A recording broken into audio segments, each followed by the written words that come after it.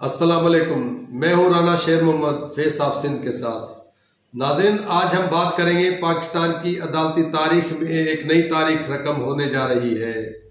Islamabad high court के 6 जजेस ने सुप्रीम जुडिशल काउंसिल को खत लिख दिया।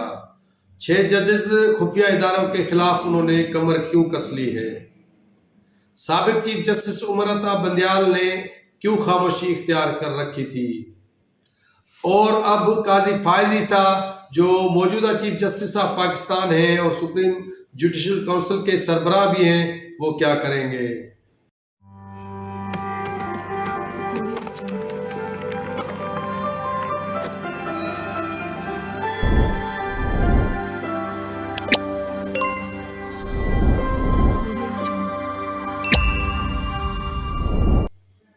इस्लामाबाद हाई कोर्ट के 6 जजेस ने सुप्रीम जुडिशल काउंसिल को खत लिख दिया है और रहनुमाई मांगी है कि इंटेलिजेंस इदारों के एहलकार और एग्जीक्यूटिव अरकान की अदालती मामलात में मुदाखलत और धमकियों पर मबनी कार्रवाइयों पर रद्द-ए-अमल दिया जाए और उसे रिपोर्ट करने के हवाले से एक जज की क्या जिम्मेदारी बनती है।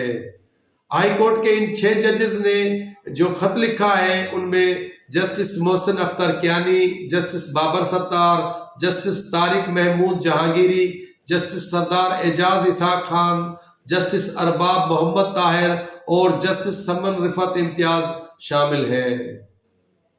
इन 6 जजेस ने 6 सफ़ात पर मबनी खत जो अदालती तारीख में एक नई रकम तारीख कर रहा है, इस खत में जिन वाक़यात का जिक्र किया गया है, इन वाक़यात के बाद पाकिस्तान के अदालती निज़ाम को बहुत से खतरात लाक हो गए हैं।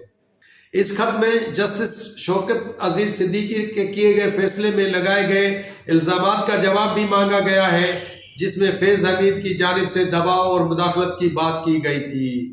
इस खत में वही बात की गई है जो जस्टिस सिद्दीकी ने ज़बानी कलामी रावलपिंडी बार में खिताब करते हुए कही थी, मगर अब वही बात इन 6 जजेस ने लिख कर दे दी है।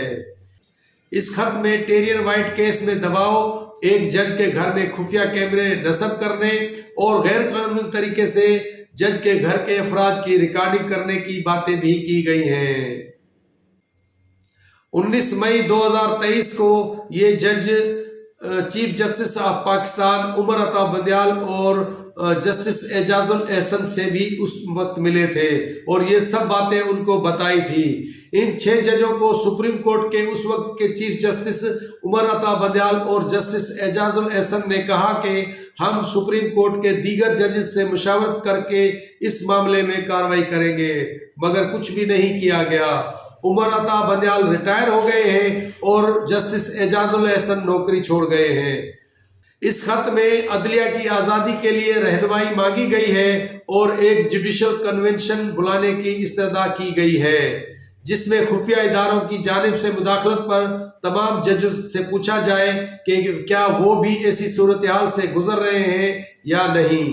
इससे मजीद मालूमात भी सामने आ सकती है। इस तरह से इदारे के अंदर एक्टिविटी और मुशावरत से सुप्रीम कोर्ट को भी इससे मदद मिलेगी कि किस तरीके से सुप्रीम कोर्ट अदलिया की आज़ादी को तहफ़्फ़ुज़ दे सकती है।